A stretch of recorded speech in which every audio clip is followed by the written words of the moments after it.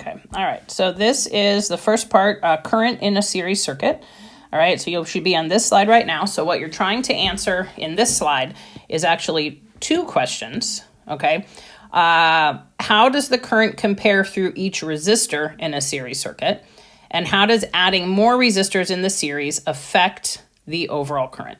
Okay, so again, you're going to go back to the simulator, okay? And you're going to just want to, let me erase all this from last time. Okay, and you're going to want to create a series circuit. So you want to put a few ammeters in it just to make sure that you know what's going on, okay? Why does it keep asking me that? Let's put a resistor, okay? So if I add a resistor like this, okay, that would just be one resistor in series, okay? So that's not going to tell me anything. I need to add more than one, all right? So what you're trying to do then is you're trying to add another one, right, into that same path. So it looks kind of like this, okay?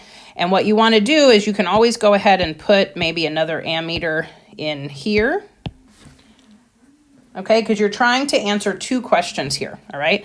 The first question is, how does the current through this first resistor here at the top, I wish you could see this, but I don't think you can see this. Okay, maybe I'll use this to point, okay? How does the current through the first resistor here compare to the current through this resistor here, okay? And the way you want to do that is by putting in multiple ammeters around this circuit.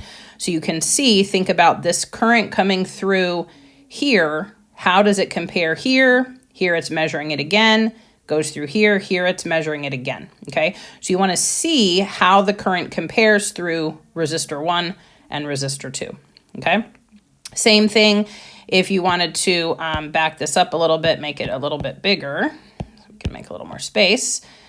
Okay, we can put, let me see, let me put another resistor here. Maybe I'll put another ammeter here and here. And then another resistor, like say here and here. Okay, so now like I would have, for example, 3 ammeters here. Okay, and I could even, no, that's not what I wanted to do.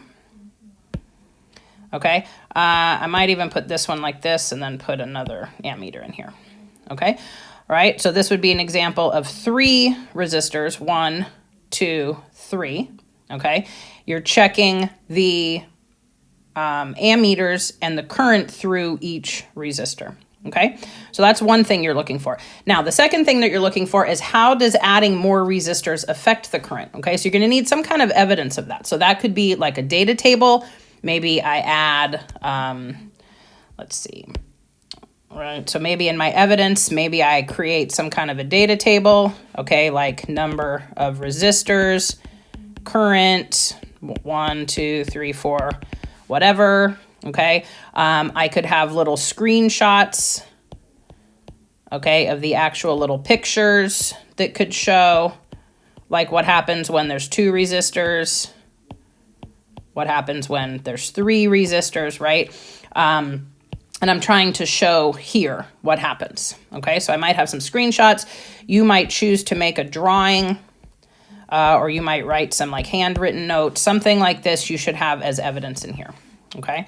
So in your simulation, you should be looking, right? You should be looking at these ammeters. Okay, what happens when I add this? So what if I, say I only had 2 resistors, right? So if I only had 2 resistors, 1, 2, what does the current look like? Okay, or if I had,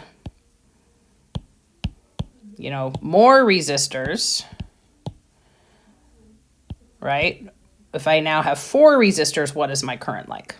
Okay, all right, so that's what you're trying to answer. How does the current through each resistor compare? And then what happens to the overall current in the circuit when you add more resistors in parallel? Okay, and you need to have evidence of that. That's data tables, screenshots. You could make a graph.